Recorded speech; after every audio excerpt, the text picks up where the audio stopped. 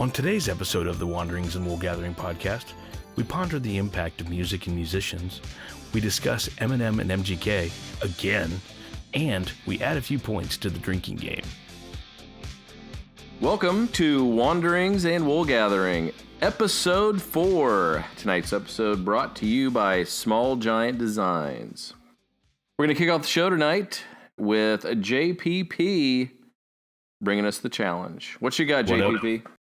Well, we talked last week, and the challenge was essentially if certain artist or music didn't exist, then another form of music wouldn't exist.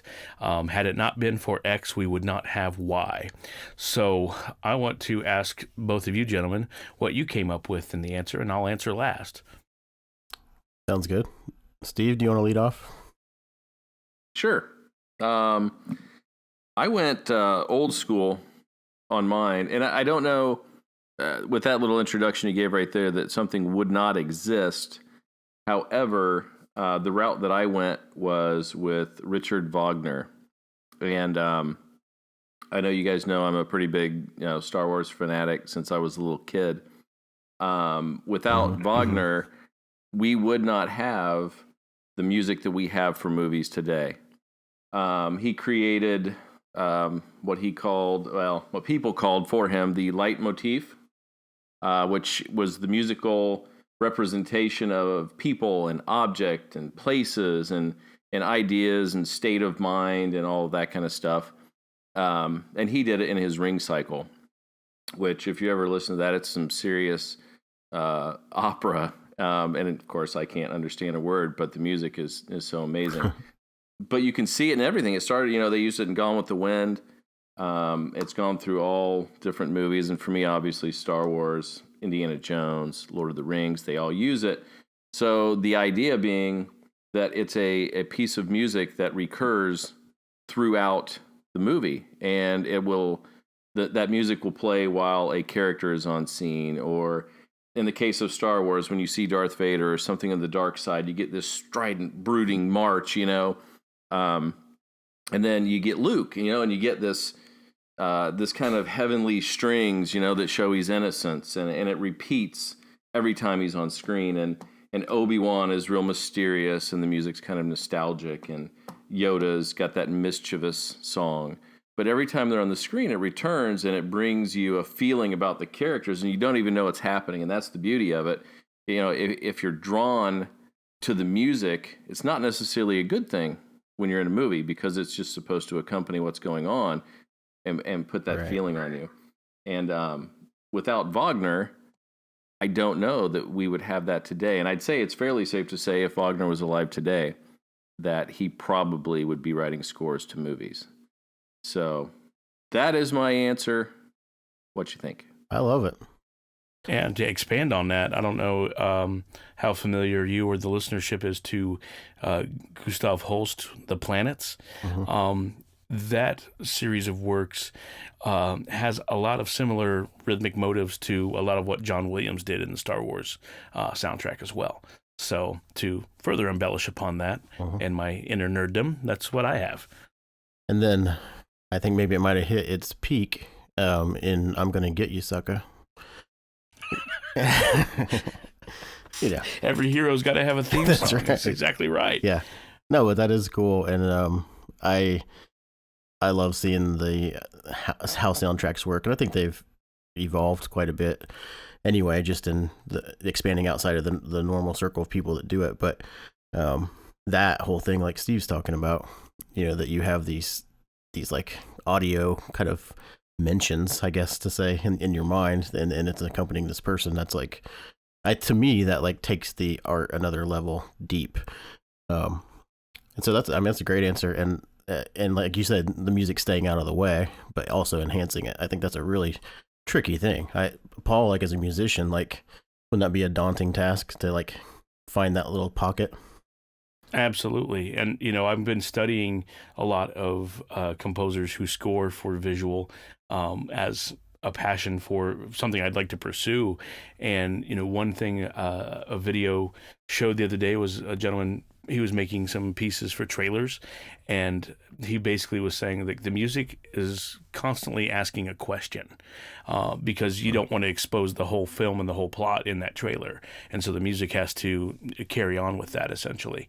So, I totally think that it's a complete challenge. It's more than just writing a song to express yourself. You're really trying to serve a whole other medium, as well as, make it really captivate the entire package instead of just a piece of it. It's more than just doing that piece of work. You're doing the work for the whole. Yeah.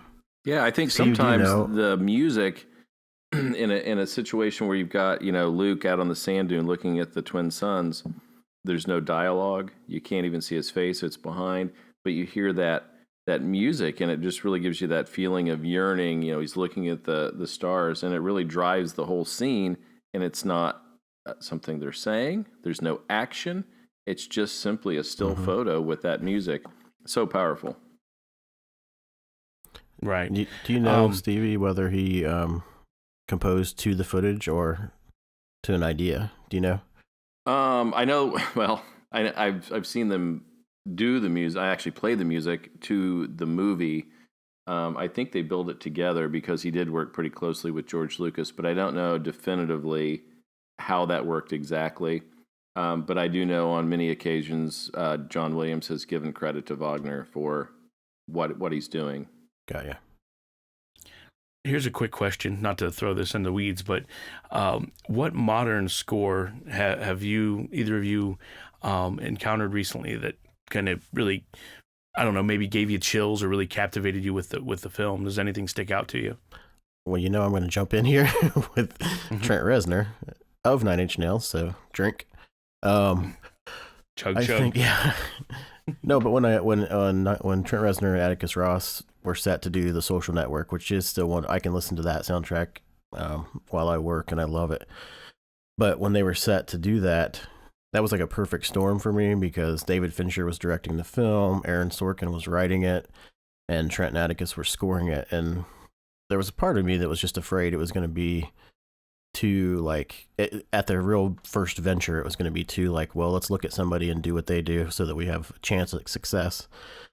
But it was a very, very different soundtrack, in my opinion. I think it's what Fincher wanted, was to bring Trent Reznor to the table, but then, like Steve said with this, push it to the background and just have it enhance the scenes. And I remember Trent, in one of his interviews, talking about seeing some of the footage with a completely different score underneath it, and, kind of feeling a little bit daunted of how to go about changing things. And but that one, to me, launched the idea that, okay, well, in this world where artists are trying to figure out what they do, because you can't just sell a platinum record and sit back, it opens doors, and I'm sure Trent Reznor's not the first crossover to do that, but as we grew up in the 90s, it was more or less the soundtrack was maybe somebody cultivated and commissioned a few bands to write a song for it, and that was more of a soundtrack than a score.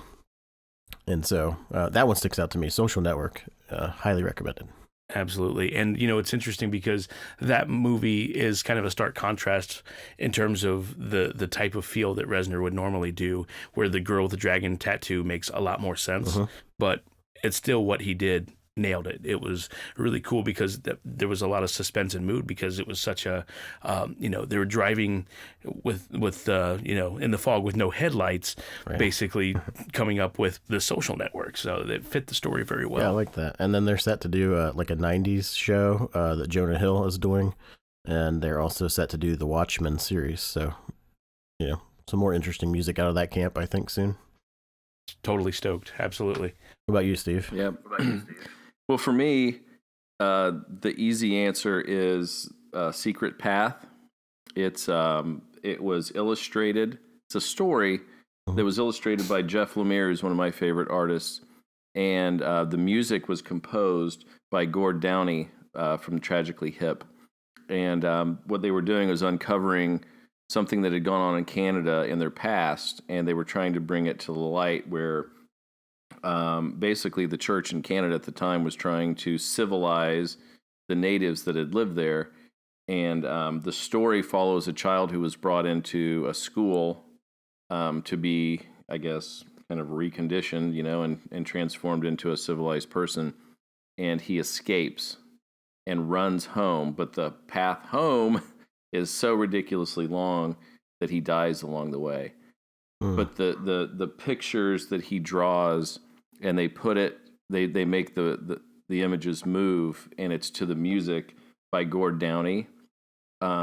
You've got to watch it. I think it's on YouTube, and you can probably check it out. But I watched it with my wife, Marianne, and we were just blubbering idiots by the end. It was so sad and heartfelt. It was truly moving. And the other really cool thing is, this is the last thing that Gord Downie did. He had brain cancer, and he just fought through it and finished this project. It was so powerful. I bought the book and got the downloads and all that. Just two amazing creators and what they put together. Man, it just hits you right in the heart. So that's it for me. Wow. Well, I'll have to check that out for sure. I'll be checking out our own show notes just to get the link to that. So yeah, we'll have to share. Definitely. I'll keep the challenge moving. Unless, go ahead, Paul. I was just going to say the one score that recently captivated me. It's a complete 180 from both of you, but the Avengers, the main theme, just because the Marvel Cinematic Universe has done a really good job of unfolding these characters and building the story, and just in the first Avengers movie, when all of them were together before they got to the big fight scene at the end, and they started playing that theme, I was just like, wow, this is like the first piece of music that's hit me with the visuals like this in a while. I haven't had a chance to watch as many movies as I used to, just being a busy dad and such, but it's very cool to see how those themes from those movies kind of play on through the stories too, especially with the latest Avengers, and just the overall sound and vibe that creates amongst the tension and the comic relief at the same time. There's a lot of challenges with that, and they're doing it very well.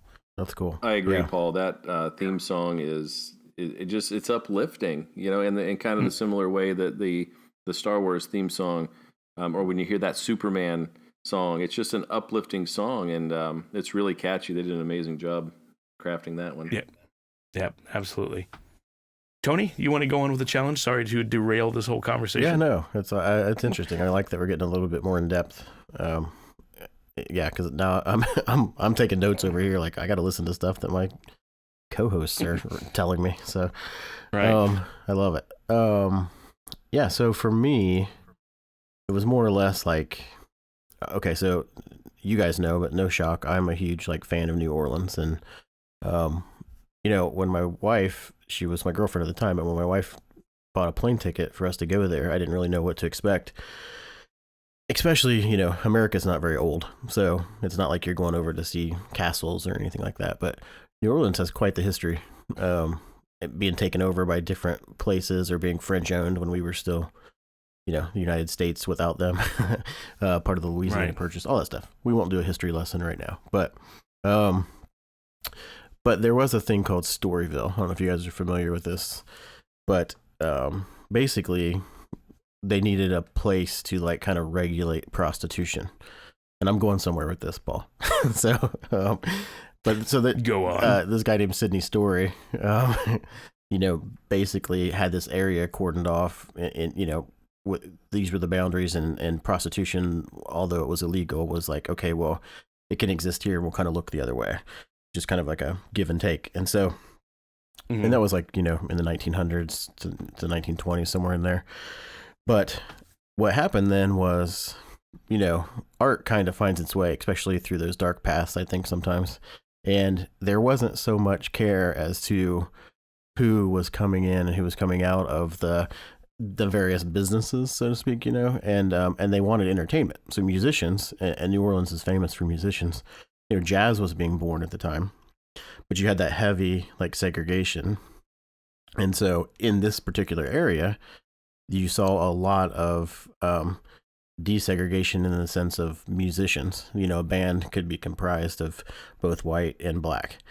And so, talent was able to speak for itself, and no one was being judged on skin color. No one's being judged, period. I mean, you're in the red light district. So, it gave birth to a lot of different bands, a lot of different feels, experimentation, things like that. So what ended up happening was, jazz kind of was born there.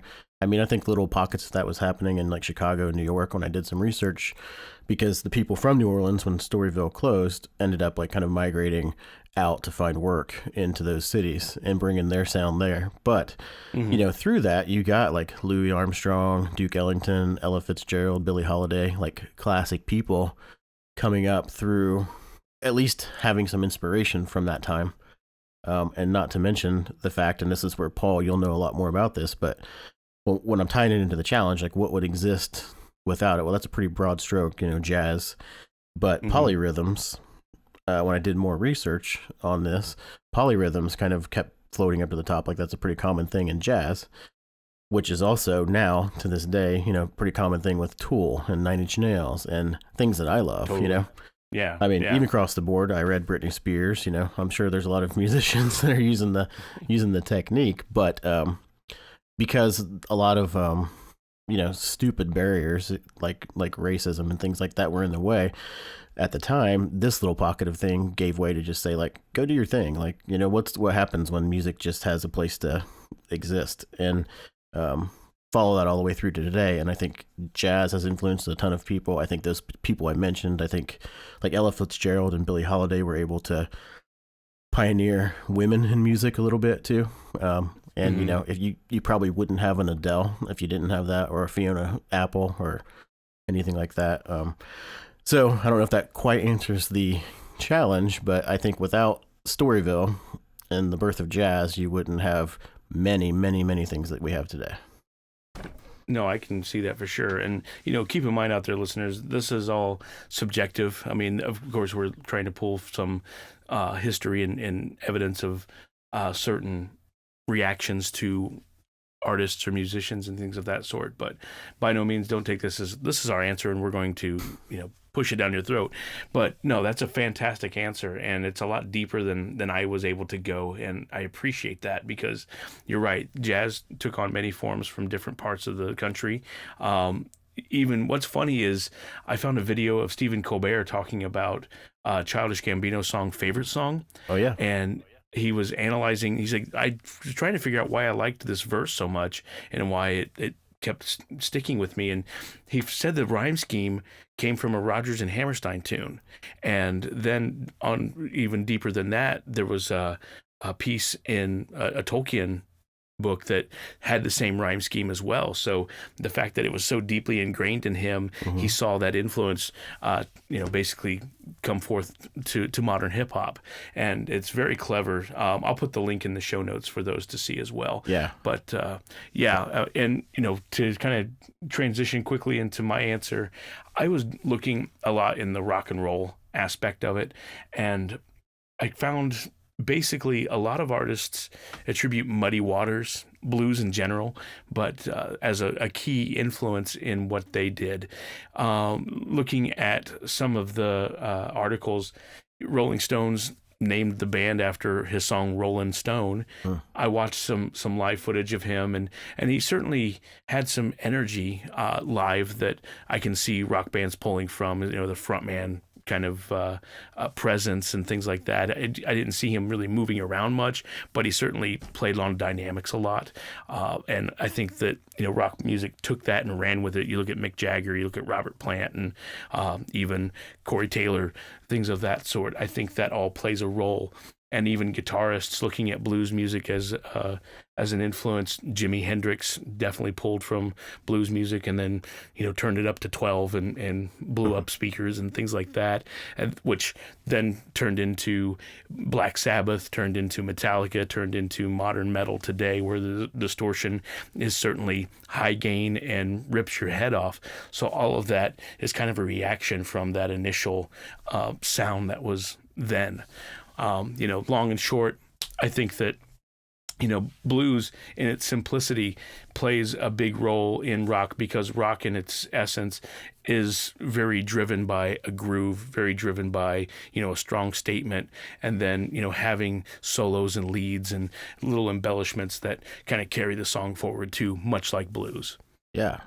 That's that's just as in depth, I think. I mean, I don't know that I necessarily drew those conclusions, without hearing your statement that blues was the driving force for rock and roll.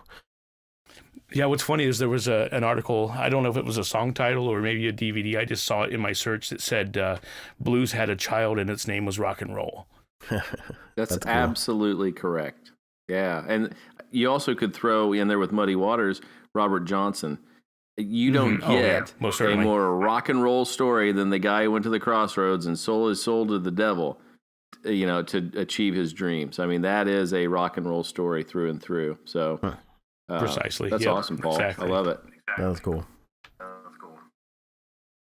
All right, fellas. Very cool. Is that it? Is the challenge wrapped up this time? That is the challenge, yes, sir. Steve, do you have a new one for us this week? I do, but I'm not going to tell you until later because that's how I do it. No, we'll do that stick at the around, end, folks. Because I cannot wait to get to Tony. He had mentioned we were texting that he had listened to Machine Gun Kelly, so I quickly hopped in the car and drove to Rochester and listened to the album as well. But I didn't research. Tony did a little research. So because we have to talk about Eminem and Machine Gun Kelly, or it's not a show, or Rush, have a drink, folks.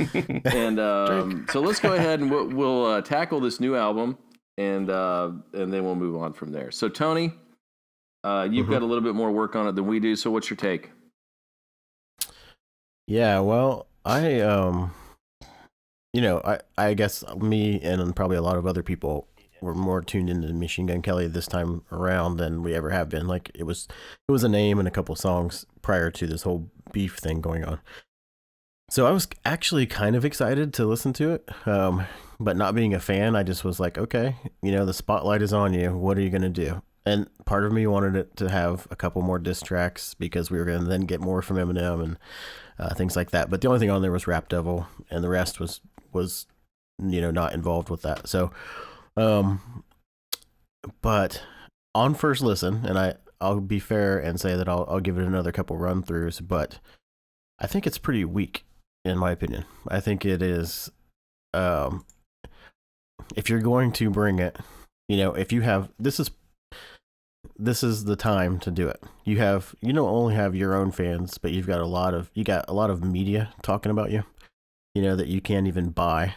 And then you've got crossover potential from fans.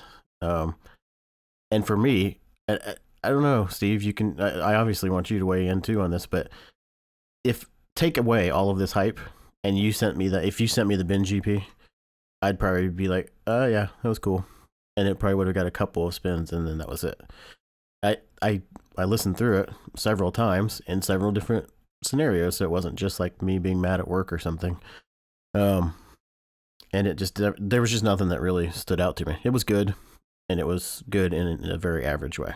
So I would say if we were doing the 5-star thing, I'd give it a 2-star. Yeah, it was bland for me. Yeah. I didn't think the songs were very dynamic. They were pretty one note. His voice was pretty much essentially the same all the way through. Mm-hmm. It wasn't terrible. I mean, I didn't hate it when I listened to it, but like you said, if I didn't know that this guy was involved with this, feud with Eminem, I would probably listen to it and be like, yeah, whatever. He's okay. It's kind of like watching America's Got Talent or, The Voice or something like that. Yeah, they're good. Not going to listen to them beyond this, kind of thing. So that's a great point. I'm certainly not sold on it. No, and the only other thing I'll say too about that is that I don't know if you saw the Breakfast Club interview he did, Machine Gun Kelly did, but they were asking him if he was going to retaliate for Kill Shot, and he said that he had a clip ready, and then he heard it and he just put it back in the holster because Eminem called him a mumble rapper, and he was basically saying, because he did that, I'm not even going to respond because I'm not a mumble rapper. Then he puts out Binge, and there's several cases that could be made for him being a mumble rapper. So, yeah, I mean, I don't know. I don't think he's ready to take on. And, the other thing too, like you saw, I don't know if you guys both saw it. I know I'd sent some stuff out, but the whole like fans flipping off the camera while he's wearing the Kill Shot shirt and blah, blah, blah. And it was a Fall Out Boy crowd, and people were saying it wasn't even his crowd and that kind of stuff. Well, all that aside, I'm thinking, okay, so he's an opening act still. At what point do you just admit you would like to be like Eminem? You know, but you know, if you really wanted to have a real battle, just both of you pick one night. You could be in the same city in 2 different arenas and see who sells more tickets. Right. No, that's a good point for sure. I didn't get a chance to give it a listen. I've been reading some highlights here and there, but I didn't put much more energy past the initial reactions, honestly. You know, it is what it is. I gave it a listen, and you know, where I stood last week is still the same, with the fact that Eminem definitely feels like he plays more characters in this tune, and in general for that matter. But I just felt like, you know, Machine Gun Kelly is developing still, and you know, there may be potential for him to flourish and unleash a beast that we haven't seen yet. But you know, in the grand scheme of things, I'm not you know, going to pursue it further. Yeah, and I guess to be fair too, because I'm very much like on the negative side of this review, but I was so excited because I don't think Rap Devil was a bad response for somebody to come at Eminem.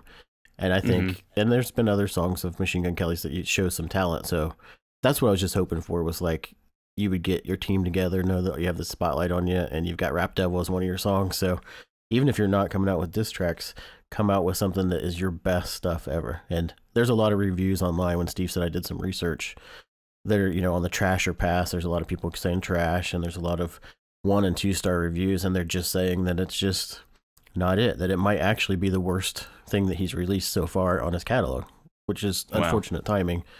But again, art is subjective. This might be the favorite album of some fans, and that's all that matters, really.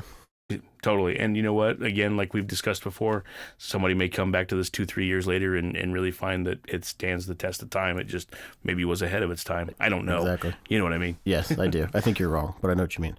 Yeah. I'm just kidding. But if you want me to tie all this stuff together real quick.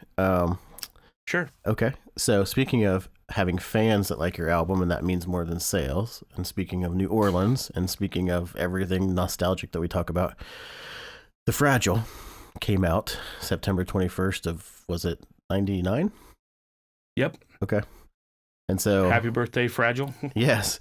And I remember when that came out, it debuted really high, and then it just dropped off the charts, and there was a lot of talk about whether 9 Inch Nails had started to fail and things like that. But it's my favorite album in the entire catalog, and I think it's a genius piece of work. So yeah, what does matter? I mean, what do you guys think in that, as far as like sales go versus like true fans liking stuff? That's a loaded question for me. I'll start off by saying my reaction to The Fragile when it first came out was I was completely floored. Actually, today, when I was out running around with the family, my daughter was napping in the back of the car, so I had the speakers faded to the front so she couldn't hear it, and was listening to, it was actually just kind of in rotation of 9 Inch Nails in general, but The Fragile was pretty heavy in that playlist. And, you know, to this day, I still feel really good when I listen to that album, just because it has a lot of themes that kind of keep playing on themselves, like La Mer versus I can't remember the title off the top of my head, but I'll look it up and we'll get back to it. But basically, there are some rhythmic themes, there are some melodic themes that keep kind of coming back and forth through the album, and just the fact that it had more of an organic approach than the previous efforts too. Everything was real gritty and distorted. You have Broken, Downward Spiral, and Pretty Hate Machine, where this one actually has some nice acoustic piano that plays very well in the songs, and cello, and you know, orchestral bits and things. So yeah, I think that, you know, people were expecting that anger that we had before. Trent was going through a transition in his life, and this really spoke to that for him. And you know, kind of like, again, with Eminem, people's jabs about liking his music before he was sober. You know what? The artist is doing what the artist needs to do. But, you know, looking back now, I think people, if they are celebrating 9 Inch Nails' discography, The Fragile is going to come up on top. I agree. And side note, it was recorded in New Orleans while Trent lived in New Orleans. So, yeah, music influences through and through. Steve? Absolutely. Steve, what do you think about The Fragile? Oh, I loved it. I like pretty much all of their albums. I'm still not a huge fan of the recent one, but I pretty much love them all. But I wanted to add something because you went back in time to talk about that. Cool fact that just came out. I was on Reddit the other day, and 1991 Metallica, the album, self-titled album, has been in the Billboard Top 200 for 500 straight weeks. That is insane. It is one of only Absolutely 4 insane. albums in history to do so. Yeah, that's just crazy. And that would obviously speak to the success of that album. But I kind of, when you had mentioned that a minute ago, Tony, about what makes a good album, or, is it the sales? Is it the responses from people? I don't know. I mean, that's a great question. I think we ought to dedicate an entire show to that, because you could use movies, you could do TV shows, books, that's a topic that I think we could probably talk about forever. So I'm going to bookmark that one and move it to a later episode if you guys are good with that. Oh yeah, that sounds great to me. And listeners, if you have any thoughts on that, please feel free to weigh in the comments. Yeah, exactly. All right. And especially, there's a lot of lists that go around on the internet these days, and there's a lot of like, hey, we're going to take this artist and rank their top whatever. So if there are some Nine Inch Nails fans listening, I'd be interested to see what your like top 5 albums are in their collection, or Metallica even, anybody really, just what's a top 5, because I think maybe when we do that episode, I said doo-doo. When we do that episode, we should be able to reference things maybe even outside of our circles, because I go back to Nine Inch Nails all the time. So you said doo-doo. Tbags in his potty mouth. That's awesome. I love the top 10 list. Quick shameless plug. I write over at Break the Fourth, and people love when you do top 10 lists, because it's easy to weigh in and agree, disagree, or whatever. And I had a piece where I did my top 10 favorite Slipknot songs. And I got a lot of responses when I posted on Facebook and Reddit and stuff. So that's a lot of fun to do. So maybe in the future we can combine a show with an article or two and knock this out. Because the reason behind why you rank them is so cool. And that's what I love to hear, as opposed to just, put in my top 10, So yeah. No, yeah. And when we do get into that show, I think that exactly what you're saying is like, there's going to be a reason. And time, place, sound, whatever. Who knows what it is, but that's the one thing I love about art in general, is that whole subjectiveness and personal thing, and so yeah, let's do that for sure. Agreed.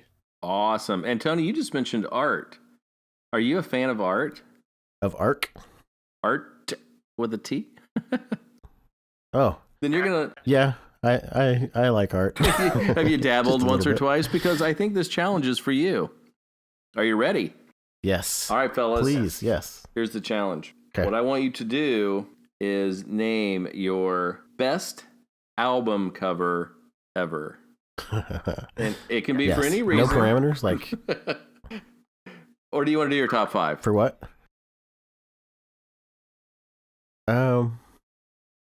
I don't know. I've said before, I'm horribly indecisive. So if you give me a chance to like expand it and bring in 5 over 1, I'll do that every day. But if it's going to make the show too long, I don't know. We can split the difference and say top 3. I'm down with that. All right. Steve, it's your challenge. You No, I'm totally good with that, because I started thinking about this earlier when I was talking to Marianne, and we came up with this. And then we were going to go with the part 2, and it was getting too crazy. So we'll just do top 3 album covers of all time. I like it. Okay. It's going to be fun. And is there any specifics? Is it just, are we talking, we may not like the band, but we like the art? I'm going to leave it up to you. I mean, your interpretation, right? I mean, that's what art is. Okay. Yeah. Hey, Paul. Yeah. Data of the East Alkalade better make your top 3. That's all I'm saying. I'll have to consult my graphic designer on that one. Okay. Sounds good. Side note, Tbags is the graphic designer. Side note, another plug, go listen to that damn album, people. That's right. Okay. Awesome. Hey, fellas. So outside of Machine Gun Kelly, Tony, you're not allowed to talk about that. What have you guys been listening to this week? Thank God. JPP? Well, I listened to The Fragile today quite a bit, and kind of went through memory lane there. Through last week's conversation, I went back and listened to the 2 Smashing Pumpkin singles that we discussed because I missed the boat on those, and watched the videos. I definitely song titles are escaping me at the moment. What Solara is one, and the other one was Silvery, sometimes Ghost. Silvery, Ghost. Yeah, sometimes something's Silvery and whatnot. So yeah, the second song there, I really enjoyed both of them. I felt like the newer single kind of barreled through. It didn't have a lot of dynamic changes, but I liked the vocal melodies. I liked the way Billie was singing in that tune. The guitar parts were lovely, and the song had a good groove. The first single, I was very entertained by the song, but also completely entertained by the video. I just felt like Billie looked like just a grumpy old man trying to get out of that room. It was like, what the hell's going on? I should be at home watching the sports network or something. It was just funny to look on his face the whole time. Kind of looked like that meme where he's on the roller coaster and he's just like, what am I doing? But and maybe it's the internet, kind of corrupting my mind into that perception. But I definitely enjoyed that, and then it made me go back and listen to some stuff from Gish and Melancholy and The Infinite Sadness. So long story short, that's what I've been listening to. Those are both great ones. Steve, you want to tell us what you're listening to? Yeah, well, I definitely did MGK. I even listened to Kamikaze again, so I was enjoying that. And I listen to a lot of podcasts normally, and I haven't listened to a whole lot recently, but I did listen to the Jasta Show this week because he had Corey Taylor on. But I thought there was something interesting on there. They were talking about Knotfest, and Corey mentioned that they were thinking about potentially doing it as a tour. So, like, one year they would maybe tour the United States and have 20 stops or whatever for Knotfest here, and then they would choose another country the next time and do it, rather than just having a day here and there where they do it, actually doing it as an entire tour. So I think that would be a pretty cool thing if they would do that. So I think that's where I stand. I didn't have a chance to listen to a lot of other music this week, so darn it, I'm letting us down this week. So Tony, you're going to pick us back up, right? That's okay. I listened to enough for the both of us. But I will only mention that's the hardest part, honestly, for me, is when we get to this part. I don't know that there's really a time I don't listen to music all day long, and so what I'm listening to, I just have to feel like, okay, well, it's not fair all the time for me to say I listened to this because of the review. So what kind of like floated to the top, or what was new and introduced to me. So anyway, full disclosure, it'll always be 2, and sometimes it'll be 10. So just be forewarned. But today it's 2. My friend Kyle, he's down in Tennessee right now at the Pilgrimage Festival, and he texted me and he said, hey, you got to check out Figure It Out by Royal Blood. And I have oh man, I love that band. I'd never heard of it. Oh yeah. So I check it out. The video is cool too, by the way. And it's got a very Jack White sound to the vocalist, I think. But it's a good like kind of rock and roll sound. I liked it a lot. Yeah. So Figure It Out was one, and I just started listening to that today, but it's something that went into my playlist that'll be getting a lot of heavy rotation. And then in the research of doing the challenge and talking about polyrhythms and things like that, I think Tool is one of those bands that just has every single person in the band has more talent than one person should, and the way that they can work together. So I went back and listened to Lateralis, which is my favorite album by them. But that song particularly is my favorite. Well, not my favorite, but it's one of the best songs on the album, I think. And also, if you get a chance, and we'll put a link, but Paul, I think I've sent it to you before, the time signature changes in like Schism. I think they changed like 56 times or something like that within the song. Yeah, I have seen that. And kudos to the person that had a lot of free time to put that together. Yeah. But so, I mean, and I'm a lyrical person, Steve and I talk about that a lot of times. So Lateralis by Tool, I will say, like, kind of really is something that drove me this week mentally and emotionally too. So those are my two. Very cool. Royal Blood. Did you see the lineup of that group? No, who is it? I don't know anything about them. I don't know their names. There's just two guys and drummer, and then the singer plays bass guitar, and he runs through two different amplifiers, one with a pitch shifter that runs the bass an octave up, so it sounds like a guitar part and a bass part at the same time. So it's just thick, and meaty, and brutal. The single that I heard for when my first listen with them, it definitely gave me the Maxell effect. I was blown away. If you get a chance to dig further, I highly suggest it. Okay, Steve, have you heard them? What was the single you heard? What was it, Tony? Figure It Out, you said? Yeah, figure it out. All right, I just Gotcha. pulled it I'm up gonna look here, at it. and I've got it on Apple Music pulled up, so I'm ready to roll. Awesome. Yeah. But have you heard them before, Steve? No, I hadn't, so this will be cool. I'm always excited for new tunes. Yeah, so I think it's Out of the Black is the single that I first heard. Okay. Just real heavy and just a good driving groove. Nice. Yeah, Steve, I think you'll really like them. It sounds exactly like something you would like. So if you don't, I'd be shocked. I'm going to check it out the minute we get off here. But I actually lied to you guys because I did listen to something else this week. A little song called Subdivisions by Rush. A band maybe you haven't heard of before. No, actually, I just played it to annoy my wife because she hates Rush. So I did that to her tonight. And I'm all out of beverages. Yeah, we need to keep reiterating that anytime you say Rush, people need to drink. And anytime I say Nine Inch Nails, we need one for Paul. Yeah, Paul? no kidding. Oh, for me, we said anytime I got technical, that was going to be a drink for sure. That's right. Yeah. You've I guess pretty good.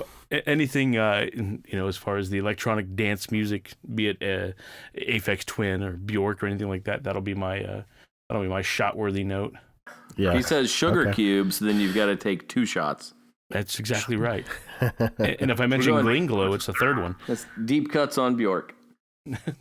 Speaking of deep cuts, this is and drinking when I say Nine Inch Nails.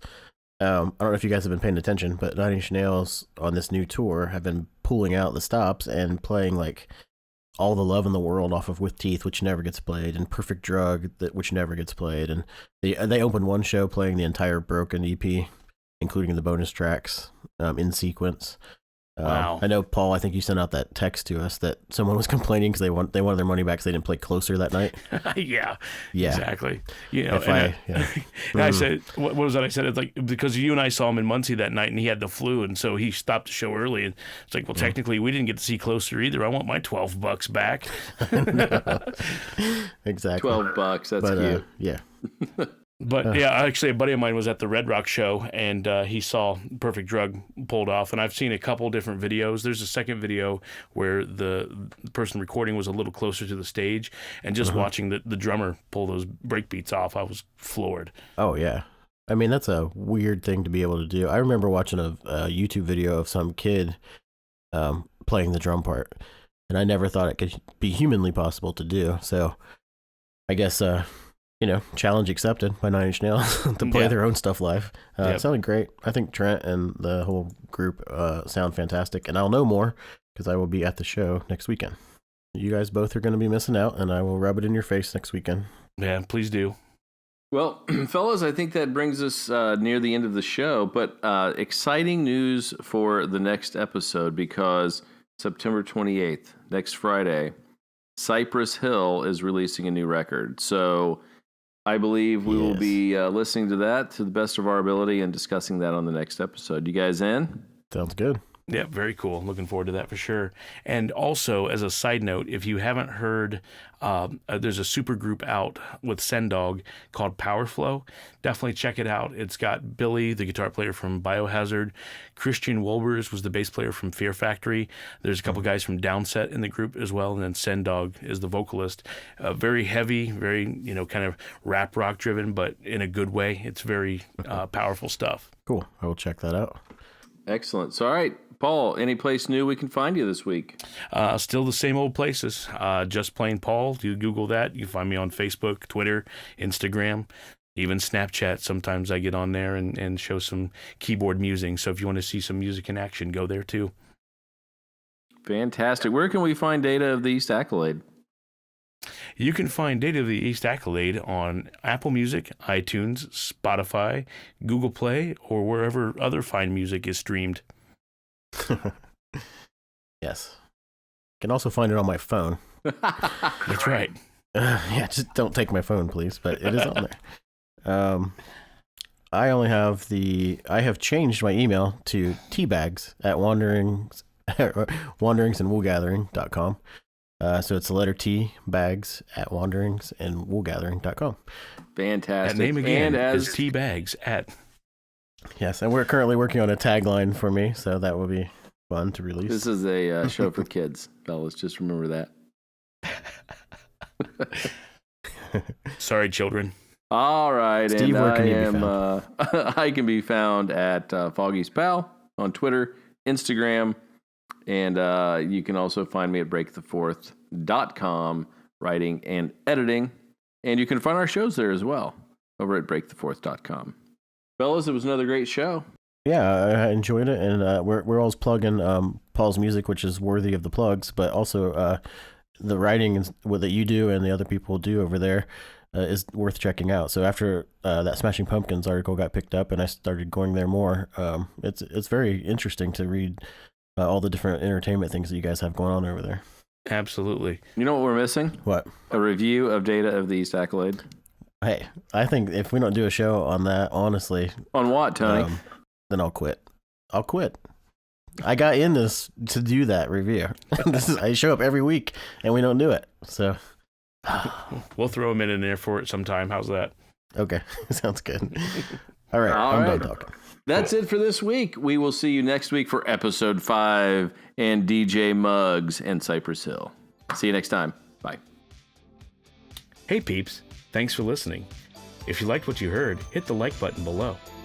Also, please be sure to comment to expand on the conversation. We look forward to your thoughts on the topics we cover in the world of music. And be sure to hit that subscribe button. You'll be updated with more episodes in the future. Thanks again, and catch you next week.